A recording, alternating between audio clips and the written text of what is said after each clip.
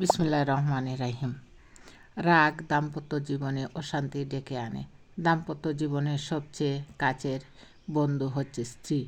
সুখ দুঃখের কথা সবই তার সঙ্গে ভাগাভাগি করা হয়, কিন্তু স্ত্রী যখন রেগে যায় তখন আপনার নিজেকেই অসহায় মনে হবে।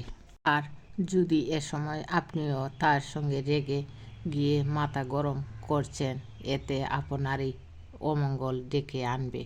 তাই স্ত্রী রাগ হওয়ার সময় নিজে নিয়ন্ত্রণে থাকুন এবং কিছু উপায়ে তার রাগ কমিয়ে নিয়ন্ত্রণে আনুন। হ্যালো ভিউয়ার্স, আজকে আমি রাগ নিয়ে কিছু কথা বলবো। 1 নম্বরে, রাগের সময় শান্ত থাকুন।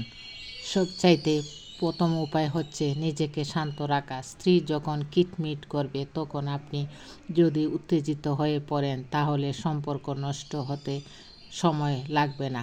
তাই মাথা ঠান্ডা রাখুন, বোঝার চেষ্টা করুন যে তিনি কেন রেগে যাচ্ছেন। আপনি শান্ত থাকলে সেও ধীরে ধীরে শান্ত হয়ে যাবে। নাম্বার, তাকে খুশি করার চেষ্টা করুন। মানুষ অকারণে খিটখিটে স্বভাবের হয়ে যায় না, প্রচণ্ড মানসিক অশান্তি থেকে এটা হয়।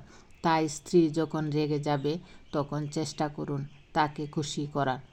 সারপ্রাইজ দিন, ওই সময় হাসুন, হাসির কথা বলুন, দেখবেন রেগে যাওয়া থেমে যাবে এবং সেও হাসতে শুরু করবে।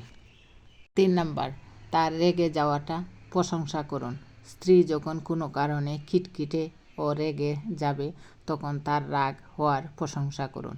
রেগে গেলে তাকে খুব সুন্দর দেখায় সেটি বলুন। তার রাগ হওয়া আপনি খুব পছন্দ করেন সেটাও বলতে থাকুন, দেখবেন নিমেষেই রাগ ভেঙে যাবে। 4 নাম্বার, রাগ হওয়ার সময় ভালোবাসা দেখান। ভালোবাসা এমন একটি জিনিস যা যে কোনো মানুষের মন নরম করতে বাধ্য। সঙ্গী যখন খিটখিটে স্বভাবের হয়ে যাবে ঠিক তখনই আপনি বাড়তি ভালোবাসা দিয়ে অভাবটা পূরণ করে দিন, রাগ থাকবে না। 5 নাম্বার, ধৈর্য রাখুন। আপনার স্ত্রী যখন রেগে যাবে তখন ধৈর্য ধরে শুনতে থাকুন, কেননা তার রেগে যাওয়ার সময় আপনি রাগ দেখালে সেটি আরও বড় পর্যায়ে যেতে পারে। তাই স্ত্রী রেগে গিয়ে যা যা বলছে তা নীরবে শুনুন। 6 নাম্বার, নিজের দোষ স্বীকার করুন। আপনার কোনো ভুলের জন্য স্ত্রী রেগে গেছে, ঠিক এ সময় আন্তরিকতার সঙ্গে দোষ স্বীকার করে দুঃখ প্রকাশ করুন। দেখবেন স্ত্রী রাগ করেছে ঠিকই, কিন্তু এই রাগ বেশিক্ষণ স্থায়ী থাকবে না, দ্রুত সেই রাগ চলে যাবে। প্রিয় ভিউয়ার্স, আমার এই ভিডিওটি যদি আপনাদের ভালো লাগে তাহলে লাইক, কমেন্টস ও শেয়ার করে আমার পাশে থাকবেন। আপনাদের জন্য আমার দোয়া ও ভালোবাসা রইল। আপনারাও আমার পাশে থেকে আমাকে দোয়া করবেন। ধন্যবাদ সবাইকে। আসসালামু আলাইকুম।